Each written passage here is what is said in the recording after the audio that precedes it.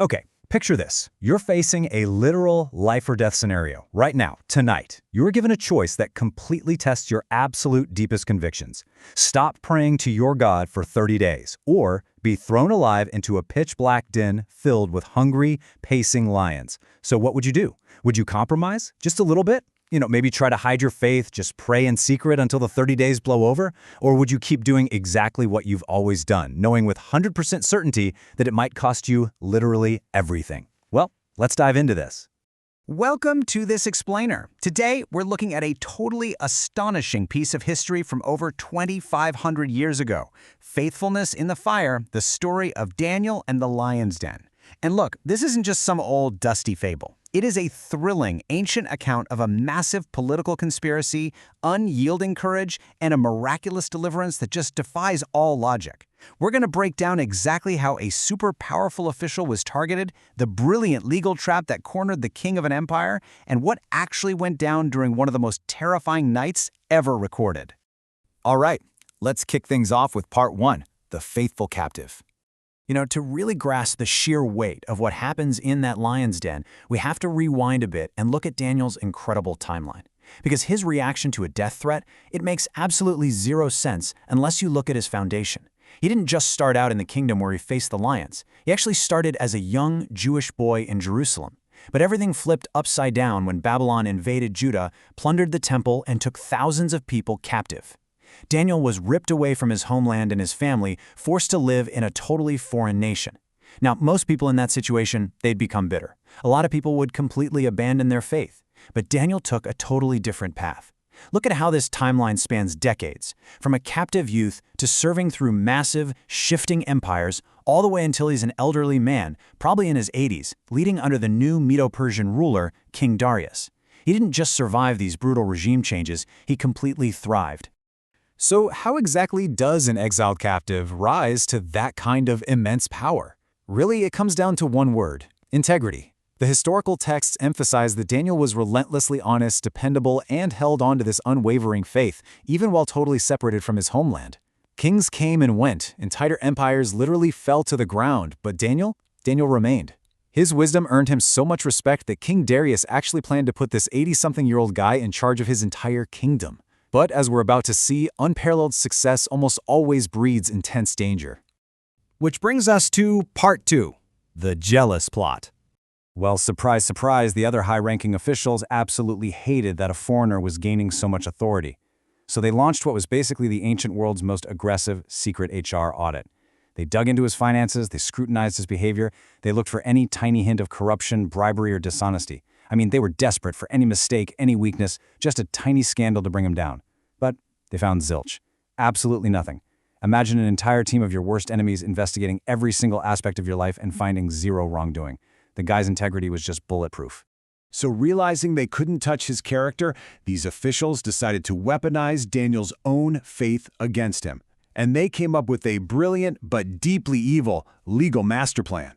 First, they went to King Darius with a whole lot of flattery, totally playing to his ego. Second, they proposed a 30-day ban on praying to any god or human except the king himself. To Darius, this probably sounded like a fantastic way to unify his brand new empire. But step 3 was the real trap. They convinced him to lock this decree into Persian law. And here's the kicker about Persian law. Once a royal decree was signed by the king, it was completely irrevocable. Done deal. It could not be reversed, not even by the king himself. And now we hit part 3, the ultimate test. The ink is dry. The trap is officially set. So what does Daniel do? 3. That is the number of times he prayed to his God every single day. When he found out about this terrifying new decree, he didn't panic. He didn't try to negotiate. He didn't even close his blinds to hide what he was doing. He simply went home, opened his windows toward Jerusalem, knelt down, and prayed his 3 daily prayers, giving thanks to God exactly as he always had. This wasn't some sudden burst of reckless, showy courage.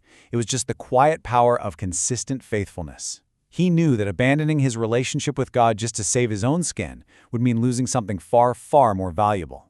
And of course, immediately, his enemies ratted him out. The charges were totally undeniable, and man, when King Darius heard the accusation, it was total devastation. The king suddenly realized he had been played as a pawn in this malicious political game. These officials didn't care about honoring him at all. They just wanted to assassinate his most trusted advisor. Darius spent the entire day, hour after hour, agonizing hour, desperately searching for a legal escape, a loophole, literally any way to save his friend. But the trap was flawless. Persian law offered zero way out, and as the sun started to set, the king was forced to face an impossible reality. With no options left, the order was given. Soldiers exported the elderly Daniel not to a normal prison, but to a place of brutal execution. As Daniel stood right in front of the dark opening of the den, surrounded by the terrifying sounds of these massive, powerful predators, the king offered these desperate words of hope. "May your God, whom you serve continually, rescue you." And with that, a heavy stone was rolled right into place. The opening was sealed. Daniel was locked away in the dark. Now, I love the contrast that plays out over the next few hours. We don't have a ton of details about the inside of the den, but the differences in these two experiences are just wild. Down in the den, you have Daniel. He's sealed in pitch blackness, smelling wild animals, hearing lions breathing, completely stripped of any human help or weapons whatsoever. Yet he is entirely at peace, protected by God's presence. Meanwhile, up in the absolute safety and luxury of the royal palace, King Darius is a complete nervous wreck.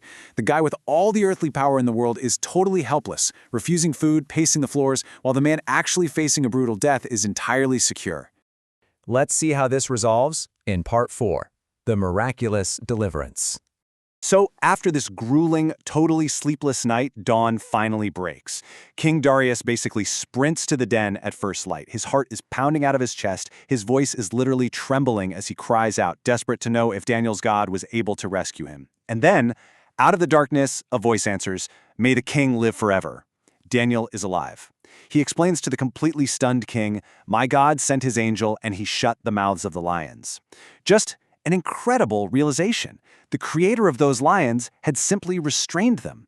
They pulled Daniel up from the den, inspected him, and get this, there wasn't a single scratch on him. Not one bite, not a single wound. It was an undeniable, historic miracle witnessed by everyone there. The fallout from this event was absolutely monumental. Daniel was immediately freed, and those conspirators who plotted this whole evil scheme, well, their plan backfired on them completely. They faced severe and immediate judgment from the king. The very man they wanted dead was standing there victorious, and the faith they tried so desperately to silence was about to be broadcast to the entire world. King Darius was so profoundly moved by this that he issued a brand new decree throughout the entire Medo-Persian Empire, commanding people to honor the living God of Daniel. What started out as a targeted attack on one man's faith ended up as a massive, empire-wide testimony to God's power. So what does this ancient text actually mean for us today? Well, the whole narrative acts as a really powerful allegory. We all face our own modern lion's dens. Maybe for you, it's fierce opposition at work, or just paralyzing fear, or maybe it's overwhelming financial struggles. For thousands of years, people have looked back to this story not just as history, but as a crucial reminder. Even when we feel completely cornered by circumstances that seem to offer no escape, we can still hold tight to our integrity and our convictions. The exact conspiracy engineered to destroy Daniel ended up becoming the platform for his absolute greatest victory. And that leaves us with a really lingering question to chew on. When you inevitably face your own lion's den, are you going to compromise your values just to escape it? Or will you stand firm and let the trial that was meant to break you become the greatest testament to your character? Sometimes, honestly, the darkest dens are exactly where our most profound strength is forged. Thanks so much for joining me on this deep dive, and keep seeking the stories that shape our world.